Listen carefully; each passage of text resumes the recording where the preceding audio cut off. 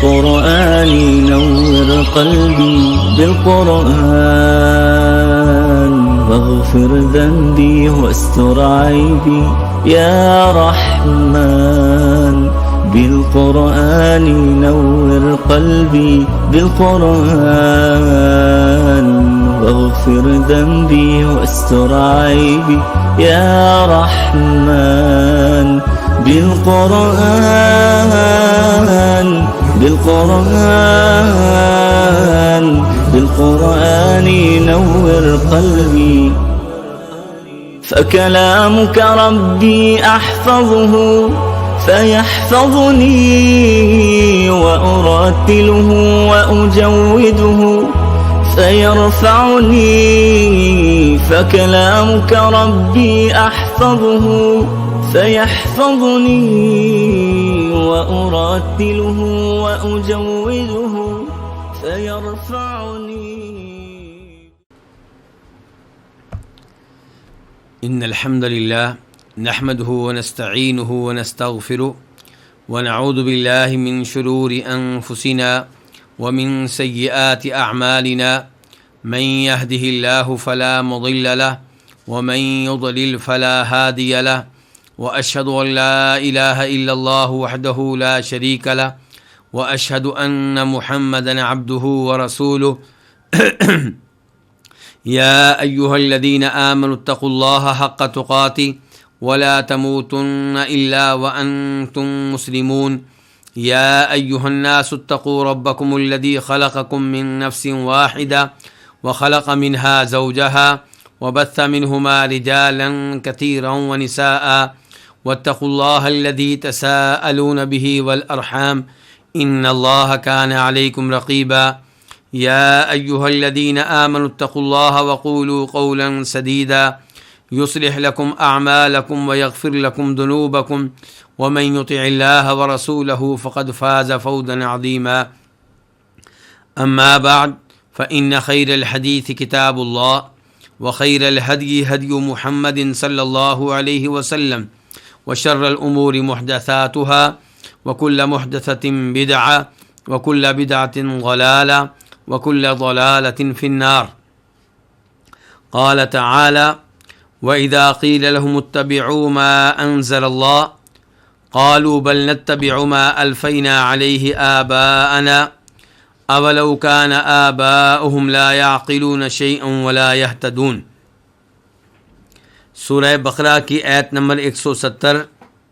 اس میں اللہ تعالیٰ فرما رہے ہیں اور جب ان سے کہا جاتا ہے کہ تم پیروی کرو اس چیز کی جو اللہ نے نازل کی ہے تو وہ کہتے ہیں بلکہ ہم پیروی کریں گے اس چیز کی جس پہ ہم نے اپنے باپ دادا کو پایا.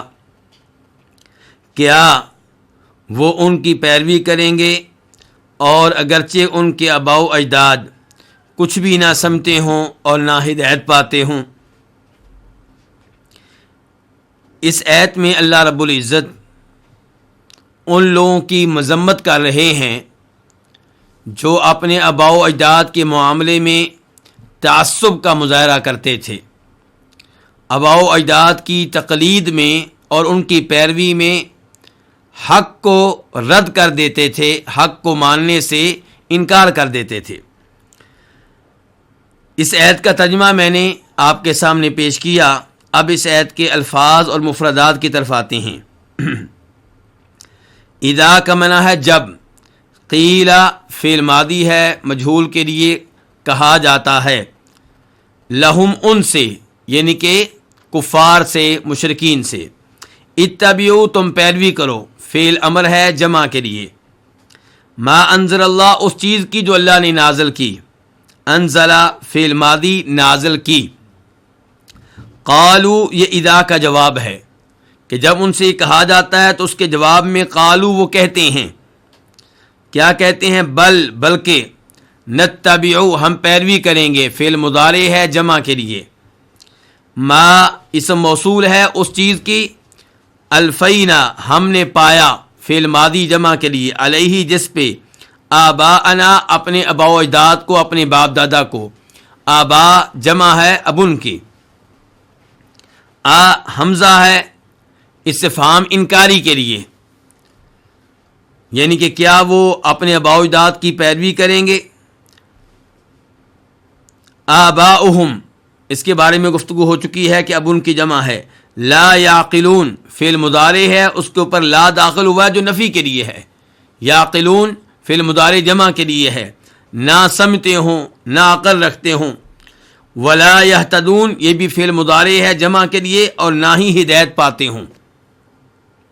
اس آیت کی تفسیر کی طرف آتے ہیں. جیسا کہ میں گزارش کر چکا کہ اس آیت میں اللہ رب العزت ان لوگوں کی مذمت کر رہے ہیں جو اپنے باپ دادا کی تقلید میں، ان کی پیروی میں، ان کی اتباع میں اس قدر آگے نکل چکے تھے کہ ان کی پیروی کرتے ہوئے وہ اللہ رب العزت کی طرف سے نازل کردہ حق کو رد کر دیتے تھے، اسے ماننے سے انکار کر دیتے تھے. تو اللہ تعالی نے فرمایا کہ جب ان سے کہا جاتا ہے کہ پیروی کرو اس چیز کی جو اللہ نے نازل کی ہے. اللہ نے کیا نازل کیا ہے؟ قرآن نازل کیا ہے. اللہ نے کیا نازل کیا ہے؟ نبی علیہ الصلوۃ والسلام کی سنت اور احادیث کو نازل کیا ہے. اللہ نے کیا نازل کیا ہے؟ توحید کو نازل کیا ہے. اللہ نے یہ نازل کیا ہے کہ اسی چیز کو حلال جانو جسے اللہ نے حلال قرار دیا، اور اسی چیز کو حرام جانو جس کو اللہ نے حرام قرار دیا. تو وہ آگے سے کیا کہتے ہیں؟ وہ کہتے ہیں کہ بلکہ ہم پیروی کریں گے اس چیز کی، اس دین کی جس پہ ہم نے اپنے باپ دادا کو پایا. باپ دادا کا دین کیا ہے؟ بتوں کو اللہ کا شریک بنانا. باپ دادا کا دین کیا ہے؟ کئی ایسے جانوروں کو اپنے اوپر حرام کر لینا جن کو اللہ رب العزت نے حرام قرار نہیں دیا. اولو کان آباؤہم لا یعقلون شیئا ولا یہتدون. تو اللہ رب العزت نے انہیں ڈانٹ پلائی، ان کے اوپر انکار کیا، اسی لیے حمزہ استفہام آیا ہے جو کہ انکار کے لیے ہے. اولو کان آباؤہم لا یعقلون شیئا ولا یہتدون، کہ کیا یہ لوگ اپنے باپ دادا کی اس شکل میں بھی پیروی کریں گے، اس شکل میں بھی تقلید کریں گے جب کہ وہ کچھ بھی نہ سمجھتے ہوں، انہیں دین کے کسی معاملے کا علم نہ ہو. ولا یہتدون، اور وہ حق کی طرف ہدایت پانے والے نہ ہوں. ان کے باپ دادا اگر سمجھدار ہوں، ہدایت پانے والے ہوں، اللہ کے دین کے اوپر ہوں، تو ان کی بات ماننا کچھ سمجھ میں آتا ہے. لیکن جب باپ دادا بالکل بے عقل ہوں دین کے معاملے میں اور راہ حق سے بھٹکے ہوئے ہوں، تب بھی ان کی پیروی کی جائے گی، تب بھی ان کی تقلید کی جائے گی. اللہ رب العزت نے بیان کیا کہ یہ تو بہت ہی باطل قسم کی بات ہے. اور یہاں پہ اللہ رب العزت مذمت کر رہے ہیں کافروں کی، مشرکین کی، جو باپ دادا کی تقلید میں بہت آگے نکل چکے تھے. اگر یہی کام مسلمان کریں تو یہ آیت ان کے اوپر بھی چسپاں ہوگی. مثال کے طور پہ کئی ایسے مسلمان ہیں جو اپنے بزرگوں، اپنے مسلک کی پیروی میں، تقلید میں، اتباع میں اس قدر آگے نکل جاتے ہیں کہ وہ قرآن کی آیتوں کو ماننے سے انکار کر دیتے ہیں، نبی علیہ الصلوۃ والسلام کی احادیث کو نظر انداز کر دیتے ہیں.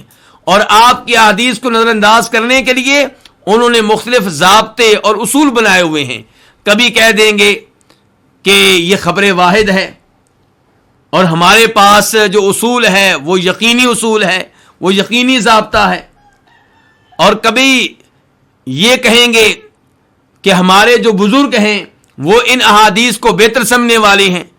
تو یہ سارے لوگ جو نبی علیہ الصلوۃ والسلام کی صحیح احادیث کو اپنے بزرگوں کی وجہ سے، اپنے بڑوں کی وجہ سے، اپنے مسلک کی وجہ سے رد کر دیتے ہیں، ان پہ بھی یہ آیت چسپاں ہوگی، اگرچہ بنیادی طور پہ یہ آیت کفار کے لیے ہے، مشرکین کے لیے ہے. اس کے بعد آیت نمبر 171 اللہ تعالیٰ فرماتے ہیں وَمَثَلُ الَّذِينَ كَفَرُوا كَمَثَلِ الَّذِي يَنْعِقُ بِمَا لَا يَسْمَعُ إِلَّا دُعَاءً وَنِدَاءً. اور ان لوگوں کی مثال جنہوں نے کفر کیا اس شخص کی مثال کی طرح ہے جو ان جانوروں کو آواز دیتا ہے جو پکار اور آواز کے علاوہ کچھ بھی سنتے نہیں ہیں. سمن، یہ لوگ بہرے ہیں، بکمن، گونگے ہیں، امیٌ، اندھے ہیں، فہم لا یعقلون، اس لیے وہ سمجھتے نہیں ہیں. مثل مثال کو کہتے ہیں، وصف کو کہتے ہیں، حالت کو کہتے ہیں. ان لوگوں کی مثال، ان لوگوں کا وصف، ان لوگوں کی حالت جنہوں نے کفر کیا. الذین اسم موصول ہے، الذی کی جمع ہے. کافروا جنہوں نے کفر کیا، فی الماضی ہے جمع کے لیے. کمثل الذی اس شخص کی مثال کی طرح ہے، ینعق بما لا یسمع.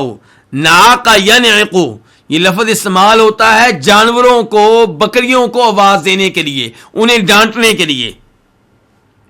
کہ ینعق یہ فعل مضارع ہے واحد کے لیے، وہ آواز دیتا ہے.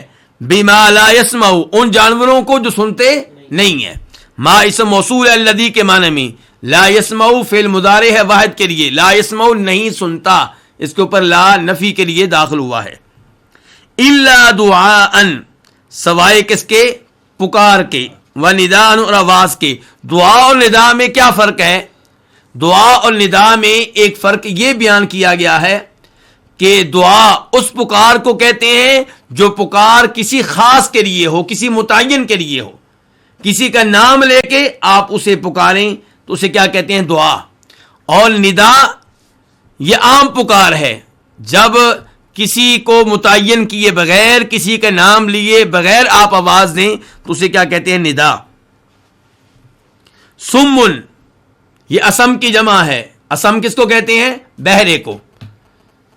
اور سمن یہاں پہ خبر ہے، اس سے پہلے مبتدا محذوف ہے ہم سمن کہ یہ کیا ہے؟ بہرے ہیں. بکمن ابکم کی جمع ہے. ابکم کس کو کہتے ہیں؟ گونگے کو. عمیٌ اعمیٰ کی جمع ہے، کس کو کہتے ہیں؟ اندھے کو. فہم لا یعقلون اس لیے یہ نہیں سمجھتے. اب اس آیت کی تفسیر کی طرف آتے ہیں. اللہ رب العزت نے یہاں پہ ایک مثال بیان کی ہے، ایک تمثیل بیان کی ہے. سوال پیدا ہوتا ہے یہ تمثیل کس کے لیے ہے؟ اس کا مفہوم کیا ہے؟ اس کے دو مفہوم ہو سکتے ہیں. پہلا مفہوم یہ کہ اللہ رب العزت یہ کہہ رہے ہیں کہ یہ کافر جو اپنے آباء و اجداد کی تقلید کر رہے ہیں بغیر کسی دلیل کے، بغیر کسی حجت کے، عقل و شعور کا مظاہرہ کیے بغیر، یہ ان جانوروں کی طرح ہیں جو اپنے چرواہے کی آواز سن کر اس کے پیچھے لگ جاتے ہیں، اس کے پیچھے چل پڑتے ہیں اور انہیں اپنی منزل کا کچھ علم نہیں ہوتا، عقل و شعور سے محروم ہوتے ہیں. تو یہ کافر ان جانوروں کی طرح ہیں اپنے باپ دادا کی تقلید میں. اور دوسرے نمبر پہ اس مثال اور تمثیل کا مفہوم یہ ہو سکتا ہے کہ اللہ رب العزت بیان کر رہے ہیں کہ جو ایسے کافروں کو تبلیغ کرتا ہے، ان کو دعوت دیتا ہے، ان کو سمجھاتا ہے، ان کو راہ حق کی طرف بلاتا ہے، وہ اس چرواہے کی طرح ہے جو جانوروں کو سمجھانے کی کوشش کرے. تو کیا جانور سمجھتے ہیں چرواہے کی باتوں کو؟ بالکل نہیں سمجھتے. بس ان کو یہ پتا ہے کہ ایک آواز آئی ہے. عقل و شعور سے، ہدایت پانے سے وہ محروم ہیں. تو یہ دو طرح سے یہ مثال ہو سکتی ہے اور دونوں باتیں بالکل ٹھیک ہیں. تو فرمایا مثال ان لوگوں کی جنہوں نے کفر کیا اس شخص کی مثال کی طرح ہے جو ان جانوروں کو آواز دیتا ہے جو نہیں سنتے سوائے پکار اور آواز کے. سمن بکمن عمیٌ یہ کیا ہے؟ یہ بہرے ہیں. بہرے کس چیز سے ہیں؟ حالانکہ اللہ رب العزت نے ان کو سننے کی قوت دے رکھی ہے، اللہ پھر بھی ان کو کیا کہہ رہے ہیں؟ بہرے. تو کیا مطلب؟ حق بات سننے سے بہرے ہیں. سب کچھ سنتے ہیں لیکن حق بات نہیں سنتے، یعنی کہ وہ سننا جو ان کے لیے مفید ہو. اور بکمن کیا ہے؟ گونگے ہیں. ہر قسم کی گفتگو کرتے ہیں، شرک پہ مشتمل گفتگو کرتے ہیں، گناہوں پہ مشتمل گفتگو کرتے ہیں، لیکن حق بات بولنے کے لیے تیار نہیں ہے. عمیٌ اندھے ہیں. ان کو ہر چیز نظر آتی ہے لیکن نظر نہیں آتا تو حق کا راستہ نظر نہیں آتا.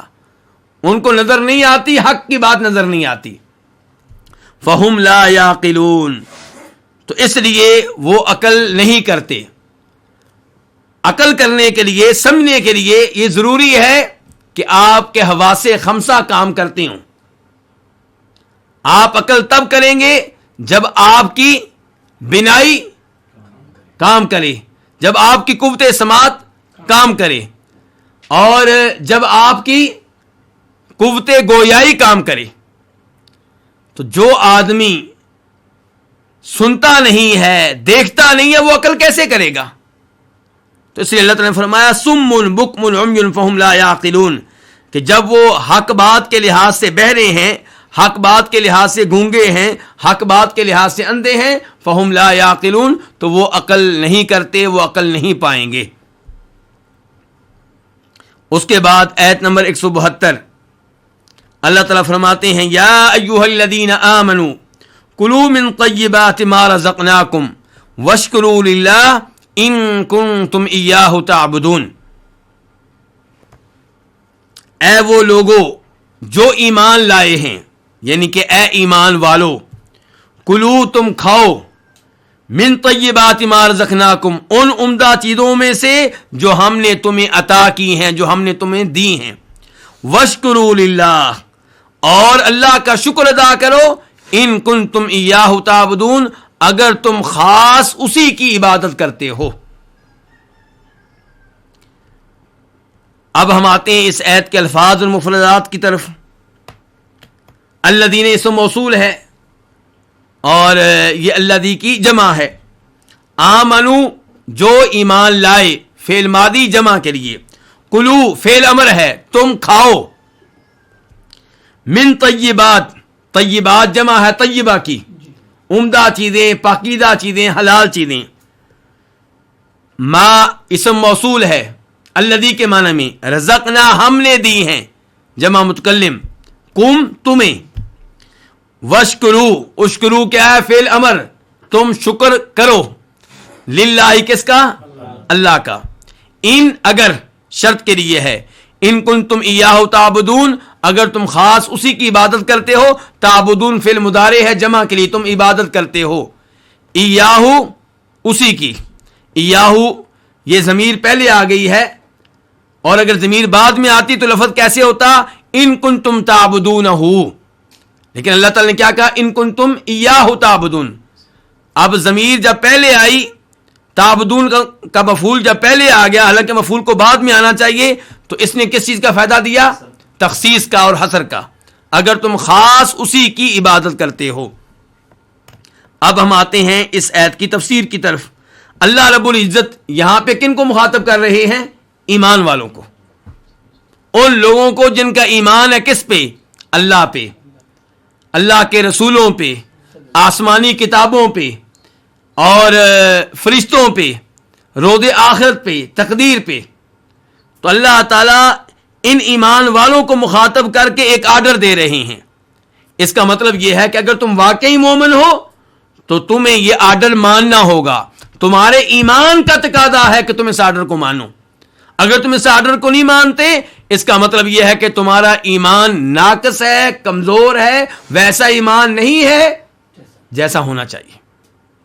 اور اللہ تعالی نے یہاں پہ ایمان والوں کو مخاطب کر کے کہا ہے کہ تم حلال کھاؤ، پاکیزہ چیزیں کھاؤ۔ یہی آرڈر اللہ تعالیٰ آیت نمبر 168 میں دے چکے ہیں، 168 میں دے چکے ہیں۔ وہاں پہ اللہ نے کس کو مخاطب کیا تھا؟ یا ایھا الناس، تمام لوگوں کو، اور یہاں پہ خصوصی طور پہ مخاطب کیا کن کو؟ ایمان والوں کو، اور کہا کہ اے ایمان والو، کلو تم کھاؤ ان پاکیزہ چیزوں میں سے جو ہم نے تمہیں دی ہیں۔ حلال رزق کھانا یہ نہایت ضروری ہے۔ جو حلال رزق کا اہتمام نہیں کرتا، حرام بھی کھاتا ہے، حرام بھی پیتا ہے، حرام بھی پہنتا ہے، اس کی دعائیں خطرے میں ہیں۔ کئی دفعہ انسان کی دعائیں اس لیے ریجیکٹ ہو جاتی ہیں کہ اس کا رزق حرام کا ہے، حلال کا نہیں ہے۔ چنانچہ امام مسلم رحمہ اللہ روایت کرتے ہیں نبی علیہ الصلوۃ والسلام سے کہ آپ نے ارشاد فرمایا ان اللہ طیب لا یقبل الا طیبا، اللہ تعالیٰ طیب ہیں، پاک ہیں، اور پاک ہی قبول کرتے ہیں، حرام قبول نہیں کرتے۔ اور اللہ تعالیٰ نے مومنوں کو ایک ایسی بات کا حکم دیا جس بات کا حکم اللہ نے اپنے خاص بندوں نبیوں اور رسولوں کو دیا. چنانچہ اللہ تعالیٰ نے اپنے رسولوں سے مخاطب ہو کے کہا یا ایھا الرسل کلوا من الطیبات واعملوا صالحا، کہ اے رسولو کھاؤ پاکیزہ چیزوں میں سے، حلال چیزوں میں سے، اور نیک اعمال بجا لاؤ. یہ سورہ مؤمنون ہے. اور اللہ تعالیٰ نے مومنوں کو حکم دیا یا ایھا الذین آمنوا کلوا من طیبات ما رزقناکم واشکروا للہ، کہ اے ایمان والو تم کھاؤ ان پاکیزہ چیزوں میں سے جو ہم نے تمہیں دی ہیں اور اللہ کا شکر ادا کرو. تو جو حکم اللہ نے رسولوں کو دیا وہی حکم اللہ تعالیٰ نے کن کو دیا؟ عام مومنوں کو دیا. پھر نبی علیہ الصلوۃ والسلام نے تذکرہ کیا ایک ایسے آدمی کا جو حالت سفر میں ہے، اور آپ سب جانتے ہیں کہ حالت سفر میں دعائیں قبول ہوتی ہیں. لیکن یہاں پہ نبی علیہ الصلوۃ والسلام نے ایک ایسے آدمی کا تذکرہ کیا جو حالت سفر میں ہے اور اس کے بال اڑے ہوئے ہیں، گرد و غبار سے اٹا ہوا ہے. مسافر بھی ہے، بال اس کے اڑے ہوئے ہیں، پراگندہ ہیں، اور گرد و غبار سے اٹا ہوا ہے. تو یہ ایسی حالت ہے جس حالت میں انسان کی دعا قبول ہوتی ہے. لیکن آپ نے فرمایا ایک ایسا آدمی جو حالت سفر میں ہے، بال اس کے پراگندہ ہیں، گرد و غبار سے اٹا ہوا ہے، اور اپنے رب کو پکار رہا ہے یا ربی یا ربی، ہاتھ اس نے آسمانوں کی طرف بلند کیے ہوئے ہیں، لیکن اس کے باوجود اس کی دعا قبول نہیں ہوتی. فرمایا کس لیے؟ کیونکہ جو کھانا کھاتا ہے وہ حرام کا، جو کچھ پیتا ہے وہ حرام کا، جو پہنتا ہے وہ حرام کا، اور حرام اس کے جسم میں سرایت کر چکا ہے. فرمایا اس لیے اس کی دعا کیسے قبول ہو؟ تو اس سے آپ اندازہ کر سکتے ہیں کہ حرام سے بچنے کی اور حلال کھانے کی کتنی اہمیت ہے. افسوس سے کہنا پڑتا ہے بہت سے لوگ اس معاملے میں کوئی پرواہ نہیں کرتے. وہ کہتے ہیں مال آنا چاہیے جہاں سے بھی آئے، چاہے سود کا ہو، چاہے چوری کا ہو، چاہے ڈاکے کا ہو، چاہے بہنوں اور بھائیوں کی وراثت پہ قبضے کا ہو. جبکہ اللہ تعالیٰ کیا کہہ رہے ہیں؟ اے ایمان والو تم کھاؤ ان پاکیزہ چیزوں میں سے جو ہم نے تمہیں دی ہیں، کمائی کے لحاظ سے بھی پاکیزہ اور ذاتی طور پہ بھی پاکیزہ. شراب پینے کی اجازت نہیں ہے، چاہے آپ نے حلال پیسوں سے خریدی ہو، تو آپ وہ چیز کھائیں جو ذاتی طور پہ بھی حلال ہو، اور جس پیسے سے آپ نے خریدی ہو، جس پیسے سے لی ہو، وہ بھی کیا ہو؟ حلال کا ہو. تو یا ایھا الذین آمنوا، اے ایمان والو، کلو تم کھاؤ ان پاکیزہ چیزوں میں سے جو ہم نے تمہیں دی ہیں. یہ تمہارے ایمان کا تقاضا ہے، اور اگر تم حرام و حلال کا اہتمام نہیں کرتے اس کا مطلب یہ ہے کہ تم مومن نہیں ہو یا تمہارا ایمان ناقص ہے، کمزور ہے. ان پاکیزہ چیزوں میں سے کھاؤ جو ہم نے تمہیں دی ہیں. اس سے پتا چلا رزق دینے والا کون ہے؟ اللہ رب العزت ہے. داتا کون ہے؟ اللہ رب العزت ہے.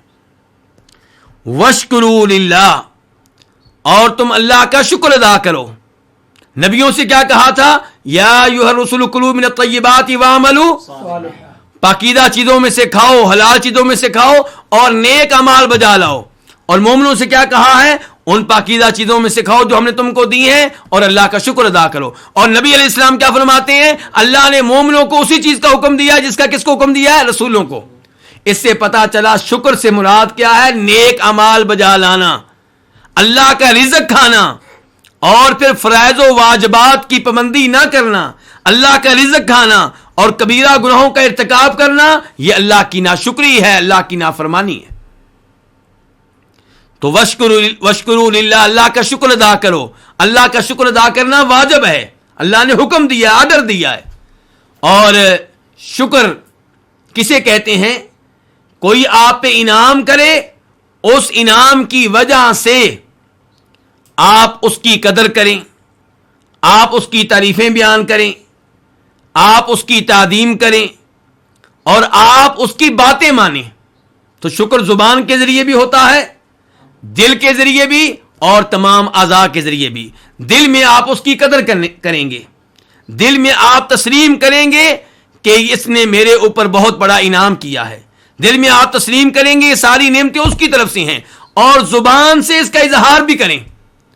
اور جس نے یہ نعمتیں دی ہیں اس کی اطاعت کریں، اس کی باتیں مانیں، یہ ہے شکر. اور اللہ تعالیٰ کہتے ہیں لئن شکرتم لازیدنکم، اگر تم میرا شکر ادا کرو گے، میری نعمتوں پہ میرا شکر ادا کرو گے تو میں تمہیں مزید نعمتیں دوں گا. ولئن کفرتم، اور اگر تم میری ناشکری کرو گے. ناشکری کیسے ہوگی؟ نعمتیں میں دوں اور تم ان کی نسبت کسی اور کی طرف کرو. تم کہو کہ فلاں بابا جی نے یہ نعمت دی ہے، فلاں بزرگ نے یہ نعمت دی ہے، جبکہ وہ فوت ہو چکے، وہ قبر میں جا چکے، جن کے بارے میں اللہ تعالیٰ کہیں کہ وہ تمہاری آواز نہیں سنتے، وہ تمہاری دعاؤں سے غافل اور بے خبر ہیں، اور آپ کہیں بیٹا اس نے دیا ہے. یہ اللہ کی ناشکری ہے. اللہ تعالیٰ کہیں نعمتیں دینے والا، اللہ کہے نماز پڑھو ہم نماز نہ پڑھیں، یہ اللہ کی ناشکری ہے. نعمتیں دینے والا رب کہے رمضان کے روزے رکھو ہم روزے نہ رکھیں، یہ اللہ کی کیا ہے؟ ناشکری ہے. تو نعمتیں اللہ کی طرف منسوب کریں اور ان نعمتوں کی وجہ سے اللہ کا ذکر کریں، اللہ کا کلام پڑھیں، اللہ کی شریعت میں عمل کریں، تو تب جا کر اللہ کی نعمتوں کا حق ادا ہوگا اور شکر ادا ہوگا. فرمایا وشکروا للہ ان کنتم ایاہ تعبدون، اللہ کا شکر ادا کرو اگر تم خاص اسی کی عبادت کرتے ہو. اس سے پتا چلا اللہ کا شکر ادا کرنا یہ عبادت کا حصہ ہے، یہ عبادت میں سے ہے. وشکروا للہ، اور اللہ کا شکر ادا کرو کہ اس نے تمہیں رزق حلال دیا، اس نے تمہارے لیے بہت سی چیزیں حلال کر دیں، تو اللہ کا شکر ادا کرو. ان کنتم ایاہ تعبدون، اگر تم خاص اسی کی عبادت کرتے ہو. اس سے پتا چلا کہ عبادت میں اللہ تعالیٰ کے ساتھ کسی اور کو شریک کرنا جائز نہیں ہے. تو جب بھی عبادت کریں اللہ تعالیٰ کی کریں. اور دعا کیا ہے؟ عبادت ہے.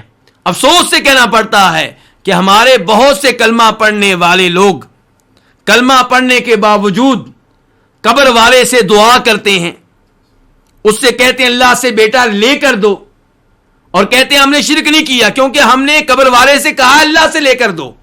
لیکن گزارش یہ ہے کہ آپ نے قبر والے سے کہا اللہ سے لے کر دو، یہ دعا ہے.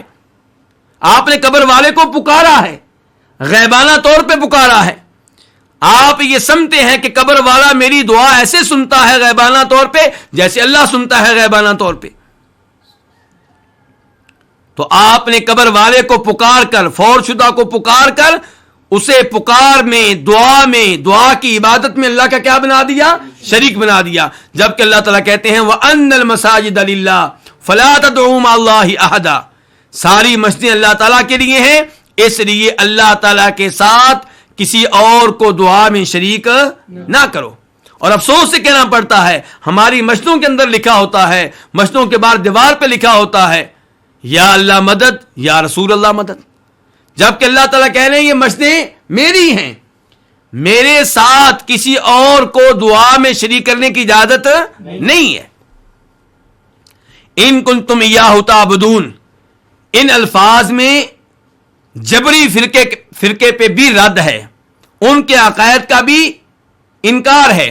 وہ کیا کہتے ہیں کہ بندہ مجبور محض ہے، کوئی بھی عمل کرنے میں، کوئی بھی بات کہنے میں بندے کا کوئی اختیار نہیں ہے، بندے کے پاس کوئی قوت نہیں ہے، بندے کا اس میں کوئی ارادہ نہیں چلتا. اللہ تعالیٰ کہہ رہے ہیں اگر تم صرف اللہ کی عبادت کرتے ہو تو میرا شکر ادا کرو. اس کا مطلب یہ ہے کہ شکر ادا کرنے والا بھی بندہ اور عبادت کرنے والا بھی بندہ. تو جب ان عملوں کی نسبت بندے کی طرف کی گئی ہے، اس کا مطلب یہ ہے کہ بندے کے پاس اختیار ہے، ارادہ ہے، قوت ہے، اگرچہ ان افعال کا خالق کون ہے؟ اللہ رب العزت ہے. اس کے بعد آیت نمبر 173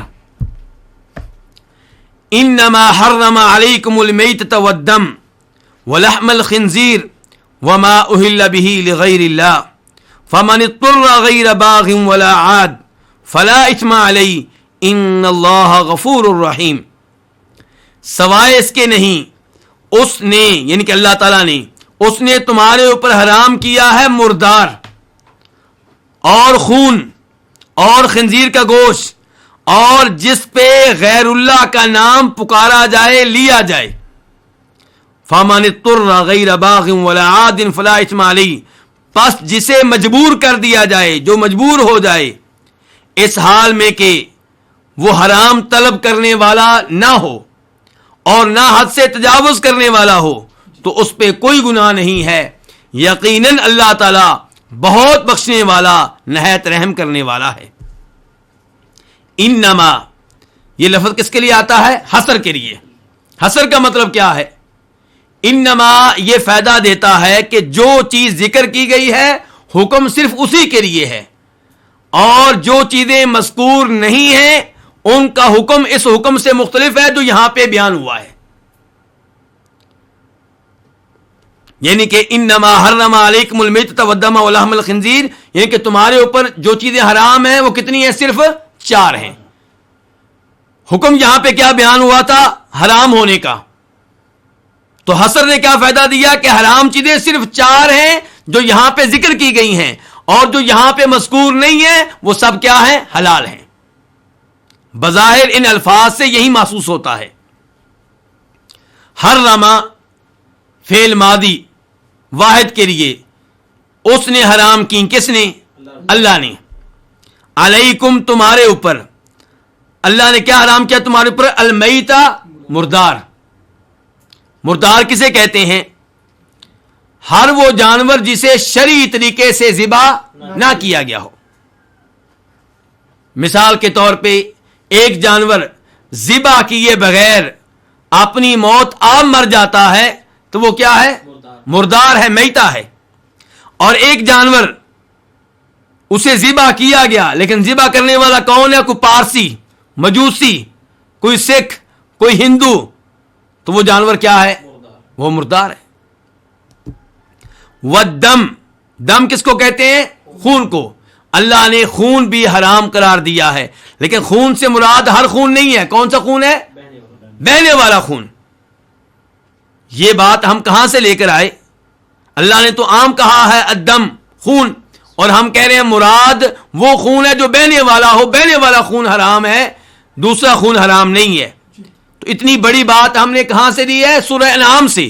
سورہ انعام میں اللہ تعالیٰ فرماتے ہیں قُلْ لَا أَجِدُ فِي مَا أُوحِيَ إِلَيَّ مُحَرَّمًا عَلَى طَاعِمٍ يَطْعَمُهُ إِلَّا أَن يَكُونَ مَيْتَةً أَوْ دَمًا مَسْفُوحًا أَوْ لَحْمَ خِنْزِيرٍ فَإِنَّهُ رِجْسٌ، کہ وہ وحی جو میری طرف آئی ہے، اللہ تعالیٰ اپنے نبی کو حکم دے رہے ہیں کہ آپ کہہ دیں کہ وہ وحی جو میری طرف آئی ہے اس وحی میں کسی کھانے والے پہ کسی چیز کو حرام نہیں پاتا سوائے اس چیز کے جو مردار ہو یا بہتا ہوا خون ہو. تو سورہ انعام کی اس آیت نے بتا دیا کہ جو خون حرام ہے وہ کون سا ہے؟ بہنے والا. اب وہ خون جو گوشت کے ساتھ تھوڑا بہت لگا ہوا ہے وہ حرام نہیں ہے. تیسرے نمبر پہ فرمایا وَلَحْمَ الْخِنْزِيرِ، اور خنزیر کا گوشت. خنزیر کا گوشت بھی حرام ہے. تو کیا خنزیر کے باقی اعضاء حلال ہیں؟ خنزیر کا گوشت یہ لفظ استعمال ہوتا ہے، مراد خنزیر کا پورا جسم ہوتا ہے. تو اس لیے خنزیر کا پورا جسم، اس کی چربی وغیرہ، اس کی ہڈیاں، سب کچھ کیا ہے؟ حرام ہے. وما اہل بہ لغیر اللہ، چوتھے نمبر پہ فرمایا وہ جانور بھی حرام ہے جس پہ غیر اللہ کا نام لیا جائے. ما اسم موصول ہے الذی کے معنی میں، اور اہلا فعل ماضی ہے مجہول کے لیے. اہلا کا لفظی معنی کیا ہوتا ہے؟ جس پہ آواز بلند کی جائے. مراد کیا؟ جس پہ نام لیا جائے. کس کا نام لیا جائے؟ غیر اللہ کا. یعنی کہ وہ جانور بھی حرام ہے جس پہ ذبح کرتے وقت غیر اللہ کا نام لیا جائے. غیر اللہ سے مراد کون ہے؟ ہر وہ جو اللہ کے علاوہ ہے. اگر آپ کسی جانور کو نبی علیہ الصلوۃ والسلام کے نام پہ ذبح کرتے ہیں، اگرچہ نبی علیہ الصلوۃ والسلام تمام انسانوں میں سب سے بڑھ کر اللہ کو محبوب ہیں، اللہ کے پیارے ہیں، وہ جانور بھی حرام ہوگا کیونکہ آپ بھی غیر اللہ ہیں. فَمَنِ اضْطُرَّ، من اسم موصول ہے، عموم کے لیے آتا ہے. جو بھی اضطر مجبور ہو جائے، جسے مجبور کر دیا جائے، فعل ماضی ہے مجہول کے لیے. غیر باغن یہ حال ہے، باغن یہ اسم فاعل ہے. کیا معنی ہے اس کا؟ کہ وہ طلب کرنے والا نہ ہو، تلاش کرنے والا نہ ہو. کس چیز کو تلاش کرنے والا نہ ہو؟ حرام کو. ایسا آدمی جو حرام کھانے پہ مجبور ہو جائے لیکن اس کی ذاتی چاہت یہ نہیں ہے کہ میں حرام کھاؤں، ولا عادن، اور نہ وہ حرام مجبوری کے موقع پہ حرام کھانے میں حد سے تجاوز کرنے والا ہو، اتنا حرام کھائے جس سے زندگی بچ جائے. تو فرمایا جسے مجبور کر دیا جائے کس چیز پہ؟ حرام کھانے پہ. جو مجبور ہو جائے حرام کھانے پہ اس حال میں کہ وہ حرام کھانے کی طلب رکھنے والا نہ ہو اور نہ ہی حد سے تجاوز کرنے والا ہو، فلا اثم علیہ، تو اس کے اوپر کوئی گناہ نہیں ہے. تو عادن یہ بھی اسم فاعل ہے، حد سے تجاوز کرنے والا نہ ہو. ان اللہ غفور الرحیم، یقیناً اللہ تعالی غفور مبالغے کا لفظ ہے، بہت زیادہ مغفرت کرنے والا، رحیم بھی مبالغے کا لفظ ہے، بہت زیادہ رحم کرنے والا ہے. اب ہم اس آیت کی تفسیر کی طرف آتے ہیں. اللہ رب العزت نے حصر کے ساتھ وعدے کیا کہ تمہارے اوپر 4 چیزیں حرام کی ہیں. اس سے پہلی آیت میں کیا تھا؟ یا ایھا الذین آمنوا کلوا من طیبات ما رزقناکم، اے ایمان والو ان عمدہ چیزوں میں سے کھاؤ جو ہم نے تمہیں دی ہیں. تو پہلے حلال چیزوں کے بارے میں حکم دیا گیا کہ وہ تم کھاؤ اور کھا سکتے ہو، کسی حلال چیز کو اپنے اوپر حرام نہ کرو. اور یہاں پہ اللہ تعالیٰ نے بتایا کہ 4 چیزیں تمہارے اوپر حرام ہیں، لیکن یہ بات اللہ نے حصر کے ساتھ بیان کی ہے کہ صرف یہی 4 چیزیں حرام ہیں. تو یہ حصر کون سا حصر ہے؟ حصر اضافی. اس کو کون سا حصر کہا جاتا ہے؟ حصر اضافی. یعنی کہ یہاں پہ گفتگو ہو رہی تھی کفار سے، مشرکین سے، اور اللہ تعالیٰ بیان کر رہے ہیں کہ جو چیزیں اللہ نے حلال کی ہیں تم ان میں سے کئی چیزوں کو حرام کر لیتے ہو. جی یہ جانور ہمارے فلاں بت کے نام پہ ہے، یہ جانور فلاں بت کے نام پہ ہے، یہ ہمارے لیے جائز نہیں ہے، ہم اس کا گوشت نہیں کھا سکتے. اللہ نے وہ جانور حلال قرار دیے، تم انہیں حرام کر لیتے ہو. اس کے بعد اللہ نے کہا اور جو چیزیں اللہ نے حرام کی ہیں ان میں سے 4 چیزیں ایسی ہیں جنہیں تم حلال سمجھتے ہو، جنہیں تم حلال قرار دیتے ہو، جبکہ اللہ نے وہ حرام قرار دی ہیں.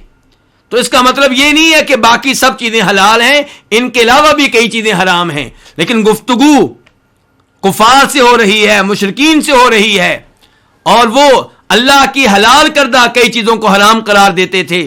تو اللہ نے کہا اللہ نے جو چیزیں حرام قرار دی ہیں ان میں سے کئی ایک کا تم استعمال کرتے ہو، اور جو اللہ نے چیزیں حلال قرار دی ہیں ان میں سے کئی ایک کو حرام قرار دیتے ہو. یہ اللہ رب العزت ان پہ انکار کر رہے ہیں اور ان کے عمل کو غلط قرار دے رہے ہیں. تو بات ان کے لحاظ سے ہو رہی ہے، اس لیے فرمایا کہ سوائے اس کے نہیں اس نے تمہارے اوپر یہ 4 چیزیں حرام کر دی ہیں، ورنہ ان کے علاوہ بھی کئی چیزیں حرام ہیں. مثال کے طور پہ گھریلو گدھا جو ہے وہ کیا ہے؟ حرام ہے. کچری والا جانور درندہ حرام ہے. اور وہ پرندے جو پنجے سے شکار کرتے ہیں وہ کیا ہیں؟ حرام ہیں. تو ان کے علاوہ بھی کئی چیزیں حرام ہیں. تو انما حرم علیکم المیتہ، سوائے اس کے نہیں اس نے تمہارے اوپر حرام کر دیا. کیا حرام کر دیا ہے؟ مردار. المیتہ کا لفظ عام ہے، لیکن نبی علیہ الصلوۃ والسلام کی احادیث نے 2 طرح کے مردار کو حلال قرار دیا ہے. قرآن نے کیا کہا تھا؟ مردار حرام ہے، یعنی کہ ہر مردار حرام ہے. احادیث نے بتا دیا کہ کچھ مردار ایسے ہیں جو حلال ہیں. کون کون سے؟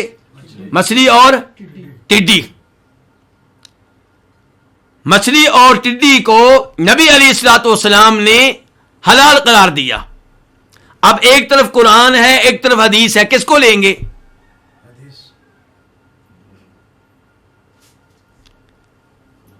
اسی لیے ہم کہتے ہیں کہ قرآن و حدیث میں عمل کے لحاظ سے، حجت ہونے کے لحاظ سے کوئی فرق نہیں ہے. ایک ہی وقت میں قرآن اور نبی علیہ الصلوۃ والسلام کی صحیح حدیث پہ عمل کیا جائے گا. قرآن کی وجہ سے حدیث کو رد کر دینا یا حدیث کی وجہ سے قرآن کو رد کر دینا یہ کیا ہے؟ غلط ہے. اور صحیح بات یہ ہے کہ قرآن و حدیث میں کبھی بھی ٹکراؤ نہیں ہوتا، کبھی بھی تضاد نہیں ہوتا. جہاں پہ ٹکراؤ محسوس ہو وہاں پہ آپ حدیث کو چیک کریں، ہو سکتا ہے وہ ضعیف ہو، جہاں پہ ٹکراؤ محسوس ہو سکتا ہے وہاں پہ حدیث کا معنی سمجھنے میں آپ کو غلطی لگ رہی ہو، ورنہ قرآن و حدیث میں حقیقی طور پہ ٹکراؤ اور تضاد نہیں ہوتا۔ قرآن نے ایک چیز کو عام قرار دیا، عمومی طور پہ حرام قرار دیا، اور نبی علیہ الصلوۃ والسلام نے دو چیزوں کو حلال قرار دیا، تو یہ کیا ہے؟ اس عموم سے تخصیص ہے۔ اور نبی علیہ الصلوۃ والسلام کی احادیث قرآن کریم کے عام کو خاص کرتی ہیں، قرآن کریم کے مطلق کو مقید کرتی ہیں، قرآن کریم کے اجمال کو واضح کرتی ہیں۔ افسوس سے کہنا پڑتا ہے کہ کئی لوگ کئی مقام پہ نبی علیہ الصلوۃ والسلام کی احادیث کو رد کر دیتے ہیں۔ کیوں؟ کیونکہ قرآن کے خلاف ہے۔ مثال کے طور پہ کہیں گے کہ نماز میں مغرب اور عشاء اور فجر کی جہری نمازوں میں امام کے پیچھے آپ فاتحہ نہیں پڑھ سکتے، بطور مقتدی آپ فاتحہ نہیں پڑھ سکتے۔ کیوں؟ کہتے ہیں کہ وہ حدیث جس میں یہ آیا ہے کہ فاتحہ کے بغیر نماز نہیں ہے، وہ قرآن کے خلاف ہے۔ قرآن کی کس آیت کے خلاف ہے؟ وَإِذَا قُرِئَ الْقُرْآنُ فَاسْتَمِعُوا لَهُ وَأَنصِتُوا لَعَلَّكُمْ تُرْحَمُونَ، کہ جب بھی قرآن کی تلاوت کی جائے غور سے سنو اور خاموش رہو تاکہ تمہارے اوپر رب کی رحمتیں نازل ہوں۔ تو پہلی گزارش یہ ہے کہ اس آیت اور اس حدیث میں کوئی تضاد نہیں ہے۔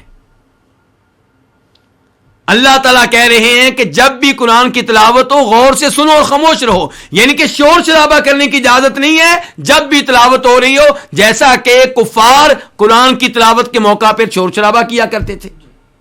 اور نبی علیہ الصلوۃ والسلام نماز کا معاملہ بیان کر رہے ہیں کہ جب امام سورہ فاتحہ پڑھ رہا ہے تب بھی آپ فاتحہ پڑھیں۔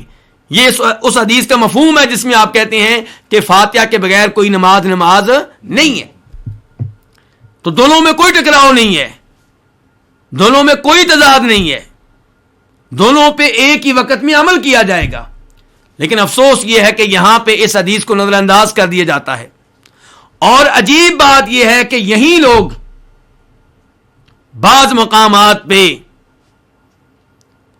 وہ روایات بھی قبول کر لیتے ہیں جو ضعیف ہوتی ہیں، قرآن کے خلاف ہوتی ہیں۔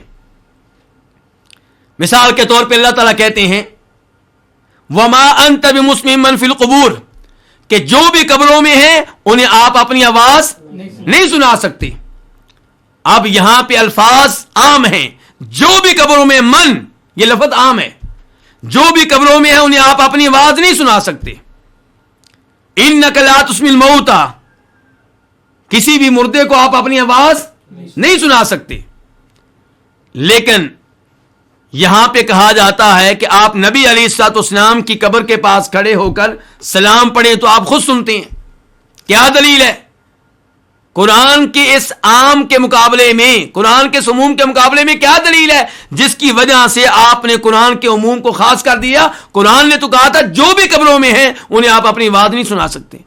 تو اس کے مقابلے میں وہ روایت پیش کریں گے جس کو علماء حدیث نے ضعیف قرار دیا، بلکہ کئی ایک نے من گھڑت قرار دیا کہ آپ کی قبر کے پاس کھڑے ہو کے سلام پڑھا جائے تو آپ خود سنتے ہیں۔ تو کہنے کا مطلب یہ ہے کہ صحیح بات یہ ہے کہ قرآن اور صحیح حدیث میں تضاد نہیں ہوتا، اور جہاں پہ تضاد محسوس ہو وہ تضاد ہماری کم عقلی کا نتیجہ ہے، حقیقت میں تضاد نہیں ہے۔ تو اللہ تعالی نے تمہارے اوپر مردار حرام قرار دیا ہے، لیکن مچھلی اور ٹڈی یہ مردار ہونے کے باوجود کیا ہیں؟ حلال ہیں۔ والدم، اور اللہ تعالیٰ نے خون کو بھی کیا قرار دیا؟ حرام قرار دیا۔ لیکن جگر اور دوسرے نمبر پہ تلی، یہ وہ دو چیزیں ہیں جنہیں نبی علیہ الصلوۃ والسلام نے اپنی احادیث میں حلال قرار دیا ہے۔ تو یہاں الدم کے لفظ کی احادیث کے ذریعے کیا ہو گئی؟ تخصیص ہو گئی۔ وَلَحْمَ الْخِنْزِيرِ، اور اللہ تعالی نے خنزیر کے گوشت کو بھی حرام قرار دیا۔ وَمَا أُهِلَّ بِهِ لِغَيْرِ اللَّهِ، اور اس جانور کو بھی حرام قرار دیا جس پہ غیر اللہ کا نام لیا جائے۔ اگر کسی جانور کو عیسیٰ علیہ السلام کے نام پہ ذبح کیا جاتا ہے تو وہ حرام ہے، ہمارے نبی صلی اللہ علیہ وسلم کے نام پہ ذبح کیا جائے وہ حرام ہے۔ نمبر 2، اگر کسی جانور پہ اللہ کا بھی نام لیا جائے اور ساتھ غیر اللہ کا نام لیا جائے، عیسیٰ علیہ السلام کا نام لیا جائے، جناب محمد رسول اللہ کا نام لیا جائے، شیخ عبدالقادر جیلانی کا نام لیا جائے، تب بھی وہ کیا ہے؟ حرام ہے۔ اور اگر کسی جانور پہ صرف اللہ کے نام لیا جائے، اللہ کے نام پہ اسے ذبح کیا جائے، تو وہ کیا ہے؟ وہ حلال ہے۔ کئی دفعہ ایسا ہوتا ہے کہ کئی لوگ جانور ذبح کرتے ہوئے اللہ کا نام لیتے ہیں، بسم اللہ واللہ اکبر کہتے ہیں، لیکن وہ جانور وہ کسی فوت شدہ بزرگ کے نام پہ ذبح کر رہے ہوتے ہیں، تو وہ بھی کیا ہوگا؟ حرام ہوگا۔ بظاہر نام کس کا لیا گیا؟ اللہ کا، لیکن مقصد کیا ہے؟ قبر والے کو راضی کرنا۔ مقصد کیا ہے؟ اپنے آپ کو قبر والے کے قریب کرنا، اس کا قرب حاصل کرنا، تو ایسا جانور کیا ہوگا؟ حرام ہو جائے گا۔ وہ لوگ جو قبر والوں کے نام پہ، فوت شدہ بزرگوں کے نام پہ جانور ذبح کرتے ہیں، لیکن ذبح کرتے ہوئے اللہ کا نام لیتے ہیں، وہ کہتے ہیں ہم نے تو اللہ کا نام لیا۔ اور اگر آپ ہمارے جانور کو اس لیے حرام قرار دے رہے ہیں کہ دل میں یہ ارادہ تھا کہ فلاں بزرگ کا قرب حاصل کرنے کے لیے ہے، تو تم بھی کئی دفعہ بکرا ذبح کرتے ہو، کس کے نام پہ؟ مہمان کے نام پہ، مہمان کے لیے ذبح کرتے ہو، تکبیر ذبح کرتے ہوئے تکبیر پڑھتے ہو، اللہ کے نام لیتے ہو، لیکن دل میں کیا ہوتا ہے کہ جانور فلاں مہمان کے لیے ذبح کر رہا ہوں، اس کا گوشت اسے کھلاؤں گا۔ تو ہماری گزارش یہ ہے کہ مہمان کے لیے جانور ذبح کرنا، لیکن اللہ کے نام پہ ذبح کرنا، اس میں کوئی مذائقہ نہیں ہے، اس میں کسی کو اشکال نہیں ہے، اس کو کوئی بھی حرام قرار نہیں دیتا۔ لیکن جب آپ جانور ذبح کرتے ہیں کسی فوت شدہ بزرگ کا قرب حاصل کرنے کے لیے، تو یہ بکرا دراصل اس قبر والے کے نام پہ ذبح ہو رہا ہے، بظاہر اللہ کا نام لیا جا رہا ہے، تو اس لیے ایسا بکرا کیا ہوگا؟ حرام ہوگا، اور اس کا گوشت کھانا درست نہیں ہوگا۔ یہاں پہ یہ گزارش کر دوں کہ اگر کسی جانور کو کسی عیسائی نے یا یہودی نے ذبح کیا ہے، تو وہ جانور مسلمانوں کے لیے حلال ہے، شرط یہ ہے کہ اس نے ذبح کرتے ہوئے عیسیٰ علیہ السلام کا نام نہ لیا ہو۔ عام طور پہ اس نے ذبح کیا ہے جیسے عیسائی اور یہودی ذبح کرتے ہیں، تو اس کا گوشت ہمارے لیے حلال ہے۔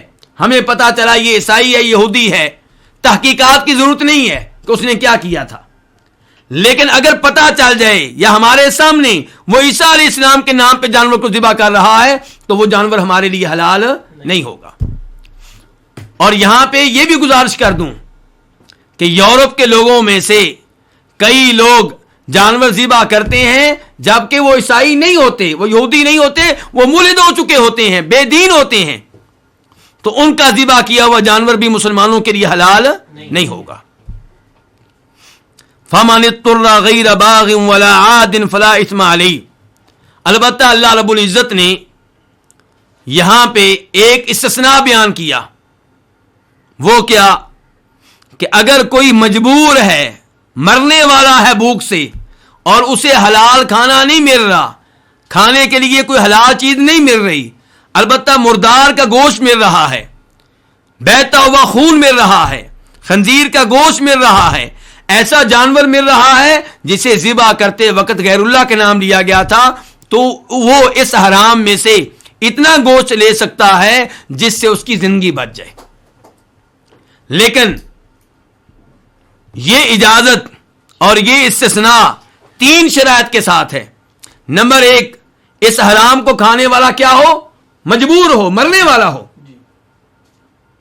نمبر 2، دلی چاہت یہ نہ ہو کہ میں حرام کھاؤں، حرام کھانے کا شوق نہ ہو، حرام کھانے میں رغبت نہ ہو۔ تیسرے نمبر پہ یہ حرام کھاتے ہوئے حد سے تجاوز کرنے والا نہ ہو، اتنا حرام کھائے جس سے جان بچ جائے، اس سے زیادہ نہیں۔